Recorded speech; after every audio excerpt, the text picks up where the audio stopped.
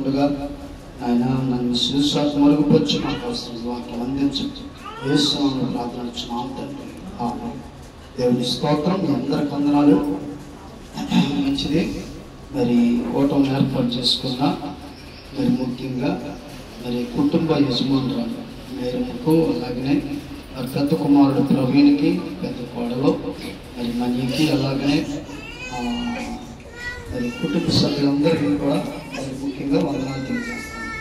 దేవుని స్తోత్రం. హల్లెలూయా. మంచిది. ప్రియ సోదరి సోదరులారా, వాళ్ళు వదిలేండి. ఇప్పుడు దాకా బాగానే ఉన్నాడు. ఇప్పుడేంటి వాడికి వండుకుంటారు. సరే, మంచిది. మనం మొదటి దశలోకి రాసిన పత్రిక 5వ అధ్యాయము మరి 16వ వచనాన్ని మనం చదువుకుందాం. 16. ప్రతి విషయమందును కృతజ్ఞతాస్తుతులు చెల్లించుడి, ఇలాగు చేయుట యేసుక్రీస్తునందు మీ విషయంలో దేవుని చిత్తము. ఆమేన్. హల్లెలూయా. మంచిది. ప్రియ సోదరి సోదరులారా, మరి వాస్తవంగా ఈ రోజు మనం ఇలా కూడుకొని ఉన్నాము అంటే అది కేవలం దేవుని యొక్క అత్యున్నతమైన కృప. ఆమేన్. మరి ప్రవీణ్ అలాగనే మనీ ఇద్దరు కూడా జతపరచబడ్డారంటే ఇది మనుషులు ఏర్పాటు చేసింది కాదు. వాస్తవంగా నేను వాక్యానుసారం ఎందుకంటే మరి వీళ్ళిద్దరి యొక్క అంటే సంబంధాన్ని చూస్తున్నప్పుడు మరి మరి మనీ వాళ్ళ అమ్మ అంటే మా వదిన గారు ప్రార్థన చేసింది. ప్రభా ఏంటయ్యా మరి వివాహం బిడ్డకి ఆ కుమార్తె అవటం మీ చిత్తమేనా అని ప్రార్థన చేసినప్పుడు ఆమె గారు ఆమెతో తోటి సహోదరి ప్రార్థన చేసి ఆమె ప్రార్థన చేసినప్పుడు దేవుడు బయలుపరిచాడు. ఏమని అంటే ఆ అబ్బాయికి ఈ అమ్మాయిని అవ్వడం కరెక్ట్. దేవుడికి స్తోత్రం కలుగును గాక. హల్లెలూయా. అయితే లేదేంటి కదా, దేవుడు జతపరిచాడు, వారు జతపరచబడ్డారు. వారు జతపరచబడ్డారు కాబట్టి మనందరం కూడా ఇక్కడ కూడి ఉన్నాం. ఆమేన్. హల్లెలూయా. తర్వాత వారి దాంపత్య జీవితంలో దేవుడు వారి విషయంలో ఎంత గొప్ప గొప్ప అంటే మరి వివాహం అయిన వెంటనే మరి దేవుడు మరి వారి యొక్క గర్భాన్ని తెరవడం, దేవుడు మరి అనుకోకుండా దేవుడు చేసిన గొప్ప కార్యం. దేవుడి స్తోత్రం కలుగును గాక. మరి గర్భం ధరించిన తర్వాత జరిగిన విషయం ఏంటంటే మరి బ్లడ్ లేదు. ఆ సమయంలో బ్లడ్ ఎక్కియాలి. కానీ ప్రార్థన ఫలితము, తర్వాత మనీకున్న విశ్వాసము, అలాగనే మరి దేవుని కృపను బట్టి బ్లడ్ ఎక్కకుండా దేవుడు సహాయం చేశాడు. హల్లెలూయా. తర్వాత వారి ఇంటికి తీసుకొచ్చిన తర్వాత ఇటు మనీ యొక్క మరి తల్లిదండ్రులు కావచ్చు, అలాగనే మనీ యొక్క అత్తగారు, వారి మధ్య గారు, వారి అత్తగారు, వీళ్ళు మరి వారి యొక్క తోడు వీళ్ళు మరి ఆ బిడ్డకి పెట్టే విషయంలో, చూసే విషయంలో కావచ్చు, ఏదేమైనప్పటికీ సరే దేవుడు ప్రభు చూపించి మరి రక్తాన్ని దేవుడు సిద్ధపరిచాడు. హల్లెలూయా. వాస్తవంగా మరి దేవుడు వారికి కుమారుని ఇవ్వడానికి నాతో ప్రవీణ్ ఏమనేవాడంటే, అంటే పిల్లలు నిజంగా సంఘంలో ఉన్నందరూ కూడా నాతో సరదాగా ఉంటారు, నేను వాళ్ళతో సరదాగానే ఉంటాను. అయితే ఆడపిల్ల పుడితే మాత్రం నేను మీ అమ్మాయిని పంపించేస్తాను. సరేలే పుట్టినారు చూద్దాం కదా అని చెప్పేసాను. కానీ దేవుడు అనుకోకుండా వారికి కుమారుని ఇచ్చాడు. దేవుని స్తోత్రం కాక. హల్లెలూయా. అయితే ఈ యొక్క బిడ్డ యొక్క పుట్టుక ఎంత గొప్ప అంటే ఇప్పుడు వీరిద్దరికి ఇచ్చిన పిల్లలే కాదు, తర్వాత ప్రవీణ్ యొక్క పుట్టుక కూడా, అలాగనే వారి నాన్న యొక్క పుట్టుక, వారి తాత యొక్క పుట్టుక కూడా, అలానే భూ ప్రపంచంలో ఉన్న వారి యొక్క పుట్టుకలన్నీ కూడాను మరి చాలా కూడాను ఆశ్చర్యకరం. దేవునికి స్తోత్రం కలుగును గాక. ఈ విషయాన్ని మనం తెలుసుకోవాలి. ఎందుకంటే కీర్తనాకారుడు అంటాడు, మనం కీర్తనల గ్రంథం 139వ కీర్తన 139వ కీర్తన మరి 13, 14 వచనాలు చూద్దాం. నా అంతరంద్రియములను నీవే కలుగు చేసితివి, నా తల్లి గర్భమందు నన్ను నిర్మించిన వాడవు నీవే. నీవు నన్ను కలుగు చేసిన విధమును చూడగా భయమును ఆశ్చర్యము నాకు పుట్టుచున్నది అని అంటున్నాడు. నాకు పుట్టుచున్నది, అందును బట్టి నేను నీకు కృతజ్ఞతాస్తుతులు చెల్లించుచున్నాను. దేవునికి స్తోత్రం కలుగును గాక. హల్లెలూయా. ఏంటంట? నీవు నన్ను కలుగు చేసిన విధమును చూడగా నాకు భయము ఆశ్చర్యము పుట్టుచున్నది. నిజంగా ఎప్పుడైనా సరే నేను మిమ్మల్ని ప్రశ్నిస్తూ ఉన్నా, సమాధానం మీ దగ్గర నుంచి రావాలి. మీరు ఎప్పుడైనా సరే పిల్లలంటే వాళ్ళు అంత లోతుగా ఆలోచించు, కానీ పెద్దవాళ్ళు మీ యొక్క లేక మన యొక్క పుట్టుకను కూర్చి ఎప్పుడైనా ఆలోచన చేశారా? ఎప్పుడైనా అసలు నువ్వు ఎలాగ నిర్మింపబడ్డావో, నీ నిర్మాణం ఎలా జరిగిందో ఎప్పుడైనా ఆలోచన చేసావా? చేస్తే నీకు ఆశ్చర్యం కలిగింది, ఆశ్చర్యం ఖచ్చితంగా కలిగింది. అది మనం చేయకపోతే అది ఏముందని అనుకుంటా ఉంటాం కదా. అని మనం దీన్ని గమనించాలి. మన పుట్టుక ఎంత ఆశ్చర్యం అంటే, ఈ రోజున నేను ఇక్కడున్న ప్రతి తల్లిదండ్రులకు కూడా నేను చెప్తా ఉన్నాను. ఏంటంటే సైన్స్ ప్రకారం మనం చూస్తే, ప్రవీణ్ జాగ్రత్త, సైన్స్ ప్రకారం మనం చూస్తే తండ్రి యొక్క గర్భములో నుండి తల్లి యొక్క అండంలోనికి 50 కోట్ల యూరు కణాలు వెళ్తాయి. 50 కోట్ల యూరు కణాలు వెళ్తాయి. అయితే 50 కోట్ల యూరు కణాలు తల్లి గర్భంలోనికి అండంలో నుంచి గర్భంలోనికి ప్రవేశిస్తే ఆ తల్లి తట్టుకోగలిగిందా? అంటే ఇప్పుడు 50 కోట్ల మంది తయారవ్వాలి గర్భంలో, అవునా కదా. కానీ దేవుడు ఏం చేశాడంటే, తండ్రి యొక్క గర్భంలో నుంచి తల్లి యొక్క అండంలోనికి 50 కోట్ల యూరు కణాలు వెళ్తే గర్భంలోనికి వెళ్ళేది మాత్రం ఒక యూరు కణం. దేవుడికి స్తోత్రం కలుగుతుంది. మరి ఎన్ని యూరు కణాలు చనిపోయినాయి? ఎన్ని చనిపోయినాయి? తేజ చెప్పు. ఆ గర్భం దగ్గరికి వెళ్ళేసరికి ఎన్ని చనిపోయినాయి? 49,99,99,999 యూరు కణాలు ఏమైపోయినాయి? చనిపోయినాయి. కాబట్టి ఇవాళ నేను ఆ ప్రవీణ్కి సూటిగా అంటే నేను చెప్తా ఉన్నాను, ప్రవీణ్ యొక్క గర్భంలో నుంచి మణి యొక్క గర్భంలోనికి ఒకే ఒక యూరు కణం వెళ్ళింది. ఆ యూరు కణమే ఇప్పుడు యువరాజాన్ని పిలువబడుతున్నవాడు. ఆమె అంటే వీడి పుట్టుక వాడికి వెళ్ళి ఆశ్చర్యం అండి. కానీ వాడి తల్లిదండ్రులు ఖచ్చితంగా ఆలోచన చేయాలి, అవునా కదా. నిజంగా నా బిడ్డ యొక్క పుట్టుక చాలా ఆశ్చర్యం. ఎట్లాగో మన పుట్టుకుని గురించి మనం ఆలోచన చేయం. ఎందుకంటే వాక్యం లేకపోతే, వాక్యం తెలియకపోతే మనకు అర్థం కాదు. వాక్యం చదువుతా ఉన్నప్పుడు నిజంగా నేను ప్రభు నమ్ముకున్న తర్వాత మరి దేవుడు నన్ను సేవకు పిలుస్తున్నప్పుడు ఆ సమయంలో మరి మా అమ్మగారు చెప్తా ఉండేది. అంటే నేను రక్షణ పొందక ముందు కూడా చెప్పింది. ఏమని చెప్పిందంటే, వీడు పుట్టిన తర్వాత నేను వాస్తవంగా చనిపోయే స్థితిలోకి వెళ్ళిపోయాను. చాలా హాస్పిటల్ తిప్పారు. ఇక మరి తిప్పినా సరే నాకు స్వస్థత లేదు. సరే నన్ను మంచం మీద అలా పనిచేసి మా అమ్మగారు పని చేసుకుంటా ఉంది. ఈ లోపల మా మేనమామ గారి భార్య, వాళ్ళు విజయవాడే, వాళ్ళ పుట్టింటికి వచ్చి మా ఇంటికి వచ్చినప్పుడు నన్ను మనసు మీద పట్టుకుని నన్ను చూసింది. ఆ స్థితిలో నేను ఎలా ఉన్నానంటే నాకు తెలియదు, చెప్తేనే కదా నాకు తెలిసింది, నాకు తెలుసు, అవునా కదా. మా అమ్మ చెప్పింది నాకు విషయాలు. నేను ఎలా ఉన్నాను అంటే స్పృహ లేకుండా చచ్చిపోయిన వాడి వరే పడి ఉన్నాను. నా నోట్లోకి ఏగలవుతున్నాయంట, నా ముక్కులోకి ఏగలవుతాను. అయినా నేను కొంచెం కూడా ఎక్కనట్లేదు, అక్కనట్లేదు.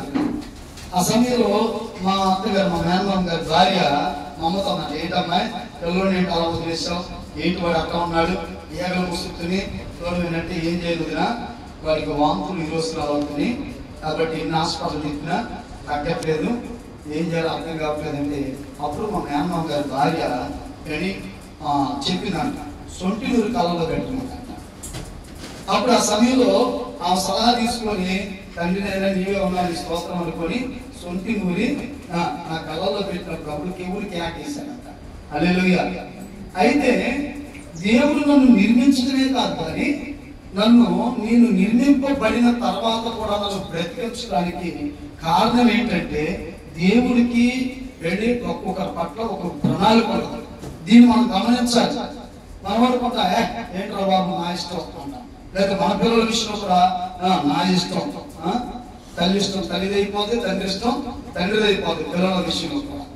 కాబట్టి అది కాదు, నీ ఇష్టం అనేది నువ్వు పక్కన పెట్టి నీ విషయం అయినా సరే, నీ పిల్లల విషయంలో కూడా నువ్వు ఎంతవరకు అంటే వారిని చదివించి వారికి చక్కని ఆహారం పెట్టి వారికి నీవు ఇవ్వాల్సిన సంరక్షణ ఇవ్వాలి. కానీ వారి జీవితాలను కూర్చిన ప్రణాళిక ఎవరి చేతిలో ఉంది? దేవుడి చేతిలో ఉంది. హల్లెలూయా. ఇప్పుడు నేను మరి మనీని తర్వాత ప్రవీణ్ కూడా నేను చెప్తున్నా, నీ బిడ్డ యొక్క జీవితాన్ని కూర్చిన ప్రణాళిక ఎవరి చేతిలో ఉంది? ఒకటి మీరు తల్లిదండ్రులే. కాబట్టి వాడి యొక్క ఆలనా చూసుకోవాల్సిన బాధ్యత దేవుడు మీకు ఇచ్చాడు. అయితే వాడిని ఎలాగ దేవుడు తయారు చేయాలనుకున్నాడో ఆయన చిత్తానికి ఖచ్చితంగా మనం ఆ పిల్లలను అప్పగించాలి. హల్లెలూయా. కాబట్టి వారికి తెలియదు. వారు తెలుసుకోవాలంటే వారికి చిన్నతనం కాడ నుంచి మనం ఏం అలవాటు చేయాలి? పిల్లలకి ఏం అలవాటు చేయాలి? చెప్పండి. చెప్పు టీచర్ గారు, సండే స్కూల్ టీచర్ చెప్పు. ఏం అలవాటు చేయాలి అమ్మా? చిన్నప్పటి నుండి కూడాను దేవుడి మాటలు, ప్రభువుని గురించిన మాటలు వాళ్ళ దగ్గర మాట్లాడుతూ ఉంటారు. తర్వాత మరి దైవజనులు వచ్చినా, దైవజనురాలు వచ్చినా, లేకపోతే విశ్వాసులు వచ్చినా, ఎవరు వచ్చినా, మన ఇంటికి చుట్టాలు ఎవరు వచ్చినా, ఇదిగో వీటికి సంబంధించిన మరి మేనత్త కానీ మేనమ్మలు కానీ ఇంకెవరు వచ్చిన బంధువర్గం ఏమని చెప్పాలి? సహజంగా ఏమంటారు? అరే నీ మామ వచ్చాడు రా, ఏం తెచ్చాడు అడగరా అంట. అవునా కదా? మీ మామ వచ్చాడు రా, అరే ఇదిగో అంటారా అట్ట అంటారా అంట.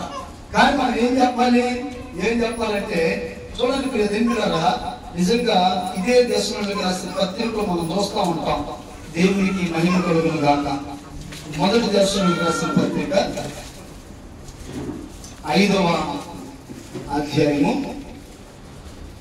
చివరి వచ్చిన చదవండి. ఇప్పుడు ఏంటంటే పవిత్రమైన ముద్దు పెట్టుకొని సహోదరులందరికీ ఆమేన్ హల్లెలూయా. ఏంటంటే పవిత్రమైన మన పరిశుద్ధ గ్రంథమైన బైబిల్లో మనం చూస్తూ ఉంటాం. ఏంటంటే మరి మోషే గారు ఉన్నారు. ఈ మోషే గారు మామ పేరు ఏంటి అమ్మా? యిత్రో కదా. మోషే గారి మామ పేరు యిత్రో. అయితే మరి ఈయన పరిచయం చేసి ఇశ్రాయేలు జనాంగాన్ని నడిపించుకొని వచ్చిన తర్వాత తన మామను కలుసుకున్నాడు. మామను ఎలా కలుసుకున్నాడు అంటే ఎలా కలుసుకున్నాడు నిజంగా ఆ కలుసుకునే విధానం ఆయన మరి ఏదో ఒక ఒంటెల మీద వచ్చో లేకపోతే ఇంకా వాళ్ళ మామకి ఏదైనా తీసుకుని వచ్చో కాదు. ఎలాగంటే నిజంగా తన మామను కలుసుకున్నప్పుడు ఆ కలుసుకున్న సమయం ఎలాంటిదంటే నిజంగా చాలా ఆశీర్వాదకరమైంది. హల్లెలూయా. తన మామ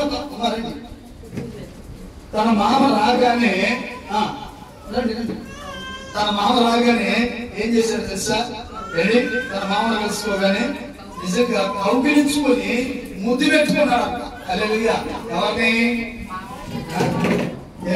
మోషే తన మామను ఎదుర్కొని పోయి వందనం చేసి దేవుడికి స్తోత్రం కలుగును గాక.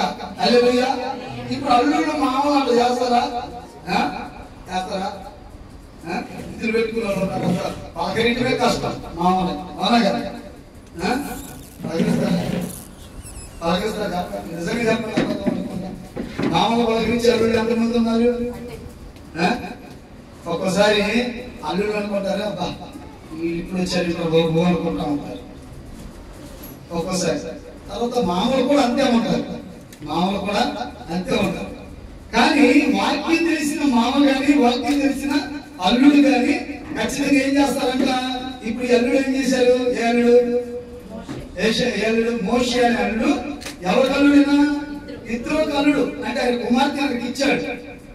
ఆ కుమార్తె ఆయనకి ఇచ్చిన తర్వాత ఈయన దేవుని పిలుపుని బట్టి ఇశ్రాయేలు జనాంగాన్ని నడిపించి వచ్చినప్పుడు తన మామను ఎదుర్కొని పోయి తన మామను కౌగిలించుకొని వందనాలు పెట్టి ముద్దు పెట్టుకున్నాడు. దేవునికి స్తోత్రం కలుగును. హల్లెలూయా. చూడండి, ఇది మనకి ఎలా తెలిసింది? నిజంగా మనకి ఎవరు చెప్తారు ఈ విషయాల్ని? వాక్యంలో నుంచి మనం ఈ విషయాన్ని మనం తెలుసుకోవాలి. ఎందుకంటే ఇలా చేయటం అది మన పిల్లలకి ఆశీర్వాదము. ఆమేన్. హల్లెలూయా. ఇప్పుడు నువ్వేం చెబుతావు? ఒకవేళ ఈ రాజకుమారి ఒక మేనమామ వచ్చాడు అనుకో, ఇప్పుడు ప్రవీణ్ ఏమనాలి? అరే మీ మామ వచ్చారా, ఏం తెచ్చారు అడగరా, లేకపోతే అట్టంరా అని సహజంగా అంతేగాని అనిపించేది. కానీ వాక్యం తెలిసిన తర్వాత ఇప్పుడు మేనమావరాని పిల్లలిచ్చిన మావరాని ఎవరు వచ్చినా సరే నువ్వు ఆ బడిలో ఆ మార్గంలో ఉన్నావు కాబట్టి ఏ మార్గంలో? మామను పలకరించే మార్గం, మామ వందనాలు పెట్టే మార్గం, మామని కౌగిలించుకొని ముద్దు పెట్టుకునే మార్గంలో అర్జునుడు ఎక్కడవుతున్నాడు. దేవునికి స్తోత్రం కలుగును గాక. హల్లెలూయా. ఏంటి ఉన్నారు కదా ఇప్పుడు పిల్లడు కూడా ఏం చెప్తారు? ఇప్పుడు ఏం చెప్తారు? చెప్పరా ఏం చెప్తారు? అయ్యా మీ మామ వచ్చారా, వందనాలు పెట్టంట. విశ్వాసులు వచ్చారు, వందనాలు పెట్టంట. తర్వాత ఇంకా మరి సంఘ కాపులు వచ్చారు, ఏమంటారు? వందనాలు పెట్టి అయ్యగారికి అంటారు. బంధువులు ఎవరు వచ్చినా ఏమంటాం? మామకు వందనాలు పెట్టి, అమ్మమ్మకు వందనాలు పెట్టి, తాతయ్యకు వందనాలు పెట్టి, వందనాలతో బడి స్టార్ట్ చేయాలి. ఆమేన్. హల్లెలూయా. తర్వాత దేవుళ్ళరా ఏంటి ఇదిగో ఆ తర్వాత ఎవరికి ఏమి నేర్పాలి? మీ మామ ముద్దు పెట్టుకోరా, దేవునికి స్తోత్రం కలుగును గాక. హల్లెలూయా అనేవారు ఉన్నారు అట్టగా అంటారా? ఇవన్నీ మనకి ఎట్లంటే సిగ్గుతరంగా ఉంటాయి, కానీ వాక్యానికి అది దేవుళ్ళరా నిజంగా చాలా ప్రాముఖ్యమైనది. హల్లెలూయా. మన పిల్లలకి మనం నేర్చుకోవడం, మన పిల్లలకి మనం నేర్పుతాం. ఒక ఆయన మరి ఒక తాతగారు తన పిల్లోడిని అడ్డబెట్టుకున్న రోజు కూడాను ఎక్కడికి వెళ్తున్నాడంటే కళ్ళు దుకాణానికి వెళ్తున్నాడంట. కళ్ళు దుకాణానికి సరే వెళ్తూ ఏం చేశాడంటే ఈయన తాగుతున్నాడు, ఈయన వాటలు తాగుతున్నాడు. తాగుతా పిల్లోడు కూడా కొద్దిగా ఆ ఏడుతో తీసి నాలుగు మీద రాస్తున్నాడంట. రోజు ఇదే పని అయిపోయింది. సరే పిల్లడు కొద్ది పెరుగుతున్నాడు. నాలుగుతో నాకేవాడు ఇప్పుడు స్పూన్ తో, అంతేకాదు కొద్దిగా తాగుతారుగా వాటనే స్పూన్ అంటే ప్రత్యేక స్పూన్ తీసుకెళ్ళలేదు. తాగుతా కొద్దిగా అట్లా ముట్టియడం ఏంటి ఇటు కొద్దిగా ఇంకొద్ది పెద్ద అయిన తర్వాత ఎంతో పాటు కూడా ఒక లోట పోయి ఇట్టాగా రోజు ఇదేదో సమవస్తువు లాగా తీసుకెళ్లి ఏంటి ఇదేదో మంచిది అన్నట్లుగా ఏం చేస్తున్నా ప్రతిరోజు ఇలానే చెప్పేస్తున్నా. ఒక రోజున ఏంటి ఇక తాతను మించిన తనయుడైపోయాడు. తాతయ్య లోటల దగ్గర ఉన్నాడు, ఆ మనవడు మాత్రం లొట్టెలు తాగుతున్నాడు. అక్కడ ఏంటి తాత ఎక్కడ ఉన్నాడు? లోటల దగ్గర ఉన్నాడు, కానీ మనవడు నేను తాతను మించి కూడా అయిపోయాడు. కాబట్టి ఎలా వచ్చింది అంటే తన తాత ఏదైతే అలవాటు చేసుకున్నాడో తన మనవడు కూడా దాన్నే అలవాటు చేశాడు. కాబట్టి ఇవాళ ఒక సామెత ఒకటి ఉంది ఏంటంటే మరి గేదెల్ని గట్టి మీద మేస్తుంటే దూడల్ని శీలం వేసిద్దా? లేకపోతే గేదెల్ని శీలం మేస్తుంటే దూడొచ్చి గట్టి మీద వేసిద్దా? తల్లి ఎక్కడ మేస్తుందో పిల్ల కూడా అక్కడ. అంటే ఇవాళ తల్లిదండ్రులు ఎలాగ జీవిస్తున్నారు పిల్లలు కూడా అంటే వారి యొక్క పతనానికి మొట్టమొదటిగా నాన్న ఎవరు కలుగుతున్నారు అంటే ఎవరు కలుగుతున్నారు? తల్లిదండ్రులే. అదవుతుందా? కాబట్టి బిడ్డ పట్ల నీకు ఇచ్చిన కుమారుడు లేకపోతే కుమార్తె పట్ల దేవునికి ఒక ఉన్నతమైన ఉద్దేశము ఉంది. ఆమేన్. వాడు బూత్ మాట కిలకలు నవ్వటం కాదు, వాడు వస్తువులు పాడు చేస్తుంటే అదేదో మంచి పని నవ్వటం కాదు. చేసేయాలి. అర్థమైందా? కాబట్టి ఇవన్నీ మనం చేయకూడదు. అంటే ఒకవేళ వాడు బూత్ మాట్లాడంటే వాడి పెదాల మీద లేకపోతే వాడి నాలుగు మీద ఈ 20 ఏళ్ళ మీరు ఎలాంటి బూత్ మాట ఇలాగనండి వాడికి నువ్వు చెప్పవసరలా. ఇలా ఈ బూత్ మాట అన్న వెంటనే ఈ వేలతో సూపుడు వెళ్తూ బొట్టుని ఇలా పట్టుకొని ఇలా కొడితే రెండోసారి వాడి బూత్ మాట అనడో. అర్థమవుతుందా?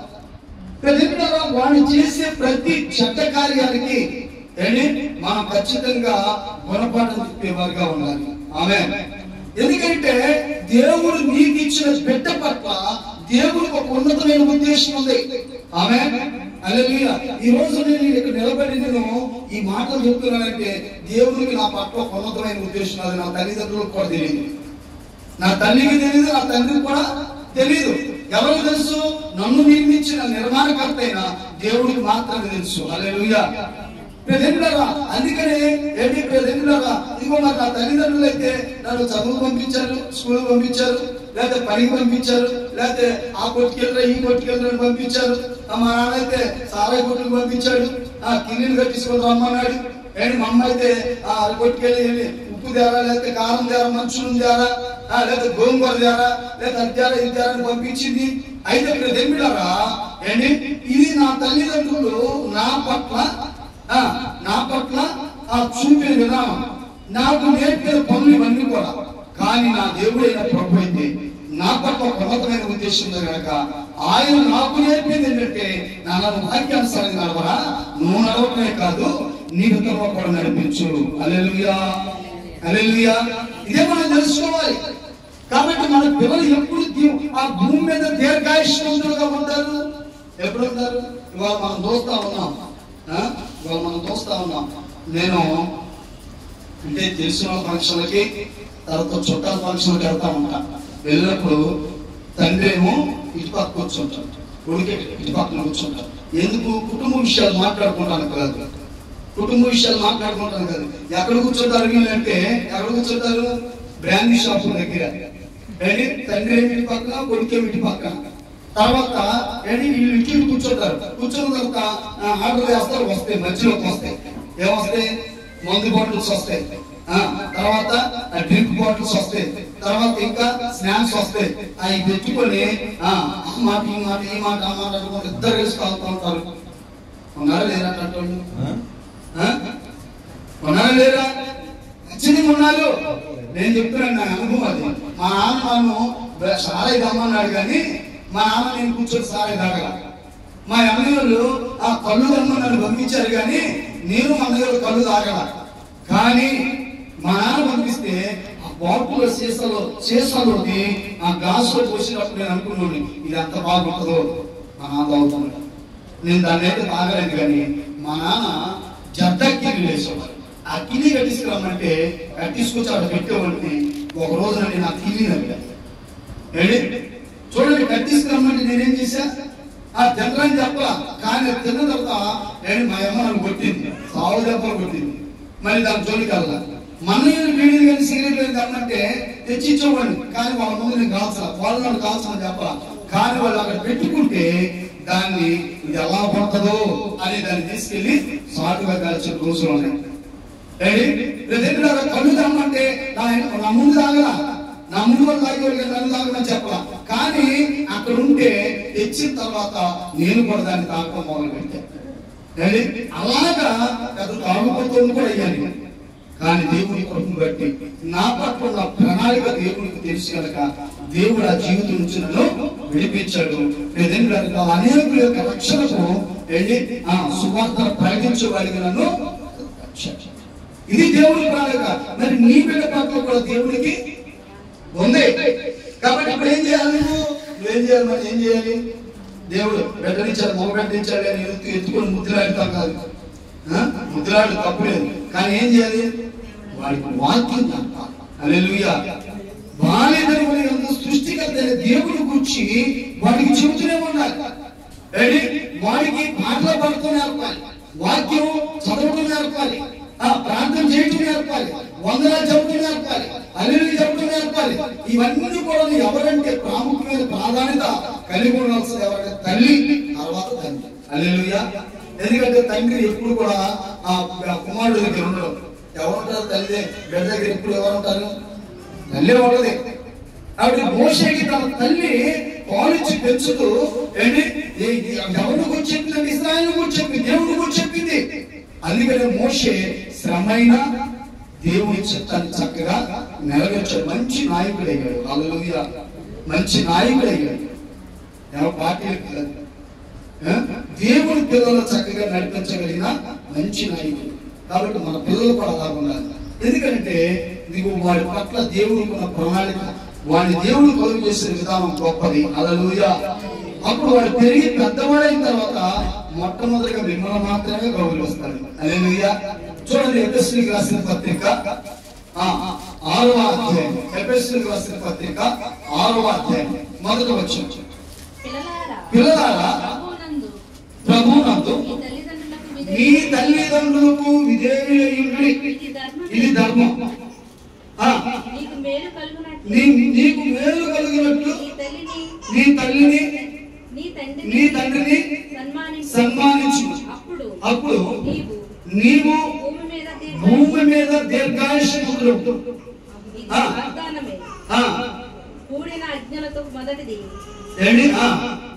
తండ్రులారా, ఇది మనకు కావాల్సింది. తండ్రులారా, మీ పిల్లలకు ఏం రాకూడదంట? కోపము రేపక ప్రభు యొక్క శిక్షలోను బోధలోను ఆమేన్. హల్లెలూయా. ప్రభు యొక్క శిక్షలోను బోధలో వారిని పెంచిన తర్వాత వారు ఎవరిని సన్మానిస్తారు? మొట్టమొదటిగా అంటే తల్లివైన నిన్ను, తండ్రివైన నిన్ను సన్మానిస్తారు, అంటే గౌరవిస్తారు. నీ మాటకు వాళ్ళు విధేయత కలిగి ఉంటారు. ఆ మార్గంలో పెంచావు కనుక. లేకపోతే ఏం చేస్తారు? ఇప్పుడు నిన్ను ఇష్టానుసారంగా చెప్తారు, నిన్ను ఇష్టానుసారంగా చెప్తారు, నిన్ను ఇష్టానుసారంగా కొడతారు. అటువంటి లేరా? ఉన్నారా లేరా? లేదేం లేరా? తండ్రిని కొట్టేవాళ్ళు లేరా? తల్లిని కొట్టేవాళ్ళు లేరా? తల్లిని తిట్టేవాళ్ళు లేరా? తండ్రిని తిట్టేవాళ్ళు లేరా? ఎటువంటి మాట్లాడేవాళ్ళు లేరా? ఉన్నారా లేరా? కారణం ఏంటి? వారికి దేవుని యొక్క వాక్యం తెలియదు. తండ్రినైనా తల్లినైనా కొట్టువాడు ఏమవుతాడు? శాపగ్రస్తుడు, నరకానికి లేకపోతే మరణ శిక్ష పొందాలని పరిశుద్ధ గ్రంథం బైబిల్ స్పష్టంగా సెలవిస్తుంది. వారు త్వరగా చనిపోవటానికి కూడాను కారణం ఎవరై ఉంటారంట? కారణం ఎవరు? మన పిల్లలు భూమి మీద దీర్ఘాయుష్మంతులుగా ఉంటారంటే తల్లివైన నీవు, తండ్రివైన నీవు. ఈ రోజున ఈ ప్రార్థన ఈ బిడ్డను కూర్చో కాబట్టి ఈ రోజున నువ్వైనా నీ భర్త అయినా నీ బిడ్డకి ఏమి నేర్పాలి? ఏమి నేర్పాలి? ప్రవీణ్కి తెలియదు వాక్యం, ఈ రోజు ఈ వాక్యం అన్నాడు కాబట్టి నిజమే కదా, నా బిడ్డ కోసం నా జీవితాన్ని మార్చుకోవాలని ఆలోచన ఇప్పుడు కలిగింది వాడు.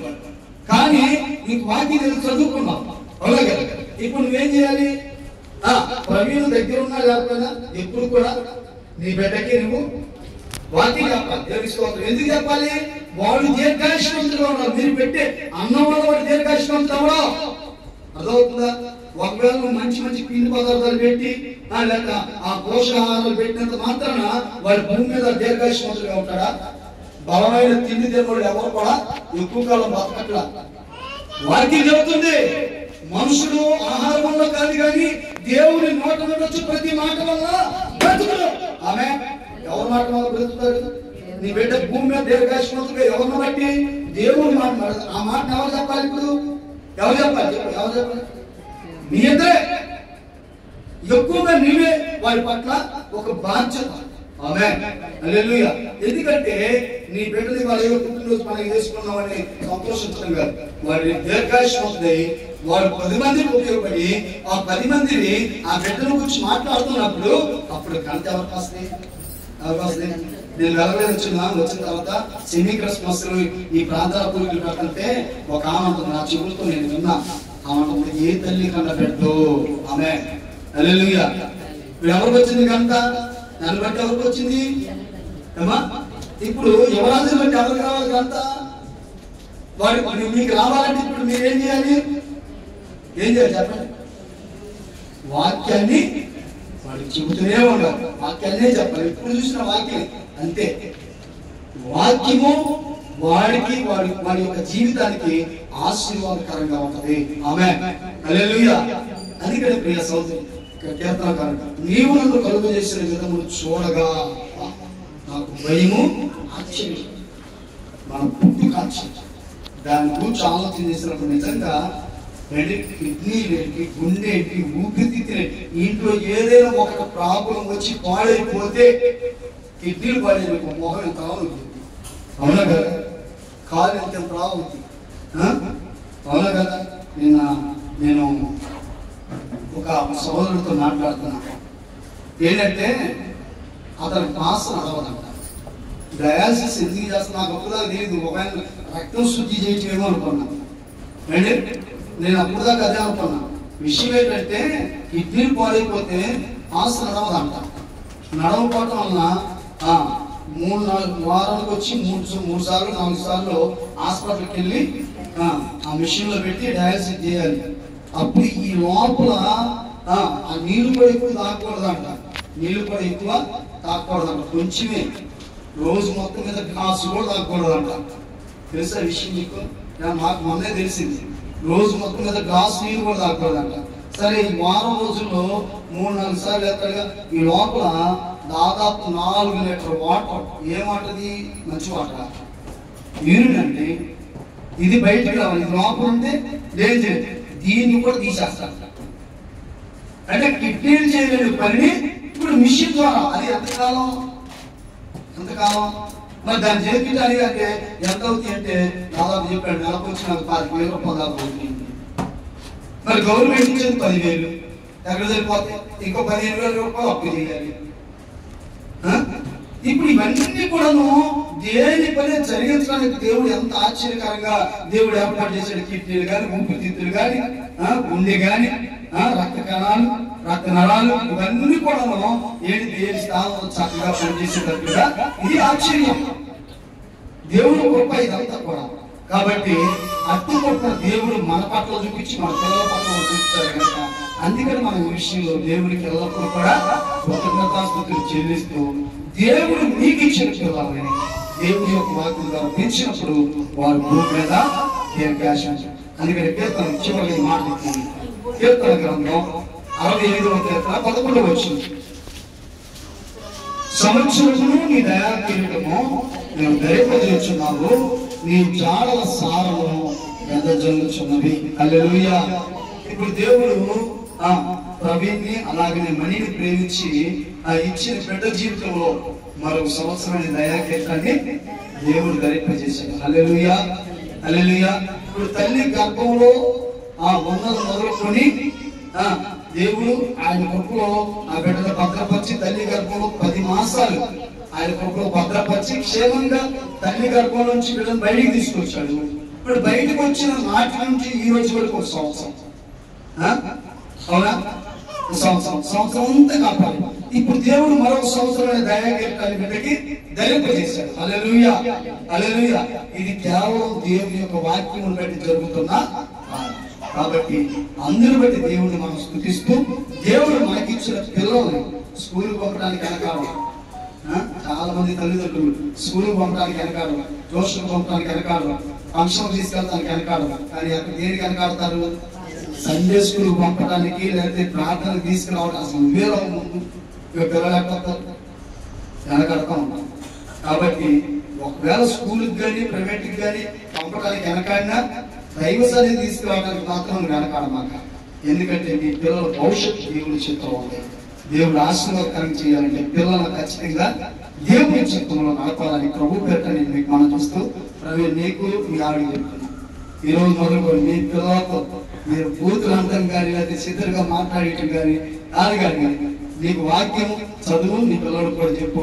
అప్పుడు వాళ్ళు ఆశీర్వాదకరంగా మీకు గౌరవార్థంగా జీవిస్తారని ప్రభు పేరట నేను మీకు మనం చేస్తూ ఈ వాక్యాన్ని ముగిస్తున్నాను. దేవుడికి మాట మనకు అనుగ్రహించను కాక. ఆమె ప్రార్థన చేసుకుందాం. సర్వోన్నతమైన మా తండ్రి, కృపయు కనికరం కలిగిన మా దేవా మీ చిత్తానుసారంగా వాక్యాన్ని మాకు వినిపింపజేశారు. మీ స్తోత్రం. అవును ప్రభువా, నాయన మా పట్ల మా పిల్లల పట్ల మీకు ఒక ఉన్నతమైన ఉద్దేశం ఉంది. ఆ ఉద్దేశం మా జీవితంలో నెరవేరాలంటే మేము నాయన నీవే కాదు మా పిల్లలు కూడా మీ బలిష్టమైన చేతుల క్రింద మేము ఉండాల్సింది. ప్రవీణ్ని బట్టి నాయన మనీని బట్టి మీ స్తోత్రాలు. వారిని ప్రేమించి వారికి ఇచ్చిన ప్రభా ఆయన నా తండ్రిదిగో కుమారుడు ఆయన యువరాజును బట్టి మీ స్తోత్రం. మా ప్రభా ఆ బిడ్డ ప్రభా పెరగటానికి కావలసిన కృపని జ్ఞానాన్ని మీరు దయచేయండి. ఎలాగ ప్రభు ఈ సమాజంలో బ్రతకాలో మీరు నేర్పించండి. దేవ అలాగనే ఎలాగనైనా బిడ్డ జీవించాలో మీరు నేర్పించండి. దేవ సహాయించి ఎవరితో ఎలా మాడాలో ప్రభా బిడ్డకి తగిన కృప ద్వారా నడిపించి మహిమ పొందమని యేసుక్రీస్తు నామములో ప్రభా ఇతడు వాక్యం పరిశుద్ధాత్మ నీరు కట్టి ప్రతి ఒక్కరు ఆశీర్వదించండి. యేసునామములో ప్రార్థించున్నాం. ఆమేన్. ప్రవీణ్